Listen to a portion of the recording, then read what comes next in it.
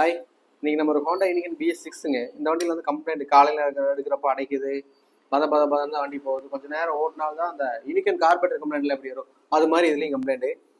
அதுக்காக இதில் இன்ஜெக்டர் தான் மாற்றணும் அப்படின்ட்டுலாம் எதுவுமே இல்லை. க்ளீன் தான் பண்ணி போட போகிறோம். இதில் க்ளீன் பண்ணி போடுறப்ப இன்ஜெக்டர் மட்டும் க்ளீன் பண்ணால் பார்த்தாது, கார்டிங் பாடி மட்டும் க்ளீன் பண்ணாலே பார்த்தாதுங்க. இந்த ஹெட்டில் இருக்கிற கார்பன், இந்த ஹெட்டில் பார்த்தீங்கன்னா கார்பன் ஜாஸ்தியாக இருக்கும். இந்த கார்பன் வந்து வச்சு நல்லா க்ளீன் பண்ணி விட்டோம்னாலே இந்த கம்ப்ளைண்ட் அரெஸ்ட் ஆயிரும். அப்புறம் இன்ஜெக்டர் நம்ம க்ளீன் பண்ணுறோம்ல, ஒரு 12 வோல்ட் கொடுத்து பேட்டரியில் கொடுத்து லைனை கொடுத்து இல்லை பேக் சைடு அடிச்சா க்ளீன் ஆகும்னு சொல்லி போட்டு, அதாவது எப்படி சொல்கிறது, ஃபுல்லாகலாம் க்ளீன் ஆகுமான்னு சொல்ல முடியாது. க்ளீன் ஆகும், ஒரு அளவு க்ளீன் ஆகும். ஏன்னா இதில் வந்து மறுபடியும் வந்து அது இன்லெட் சைடு தான் வருது, அதாவது அவுட்லெட் சைடு வரதில்லை. இன்லெட் சைடு வரப்போ சட்டரை கரெக்டாக ஓப்பன் ஆகாது. அப்போ வந்து பார்த்தீங்கன்னா க்ளீன்லாம் ஆகாது. ஏன்னா அது ஆல்ரெடி பெட்ரோலே வந்துருமா, அப்போ அதுலேயே க்ளீன் ஆயிருமே. அப்போ இதில் க்ளீன் ஆகாது இன்ஜெக்ட்லாம் போட்டு க்ளீன் பண்ணாலும். பட் இதில் இன்ஜெக்ட் கம்ப்ளைண்ட்லாம் இல்லை, நல்லா தான் இருக்குது. மேக்ஸிமம் நீங்கள் அந்த இன்ஜெக்டர் கம்ப்ளைண்ட் வருது அப்படின்னா க்ளீன் பண்ணி போகிறத விட சேஞ்ச் பண்ணுறது பெட்டராக இருக்கும். முடிஞ்ச வரைக்கும் சேஞ்ச் பண்ணிக்கோங்க, அதுதான் பெட்ரு.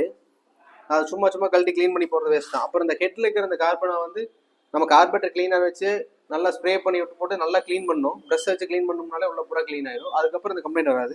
மோஸ்ட்லி ஒரு 4 சர்வீஸ் ஒர்க்கா 3 சர்வீஸ் ஒர்க்கா அந்த மாதிரி க்ளீன் பண்ணோம்னா அந்த கம்ப்ளைண்ட் வரதே இல்லை. அப்புறம் முடிஞ்ச வரைக்கும் ஸ்பீட் பெட்ரோல் யூஸ் பண்ணி பாருங்க. BS6 பொறுத்தளவுக்கு ஸ்பீட் பெட்ரோல் யூஸ் பண்ணி பாருங்க, நல்ல ரிசல்ட் இருக்கும். Okay, by.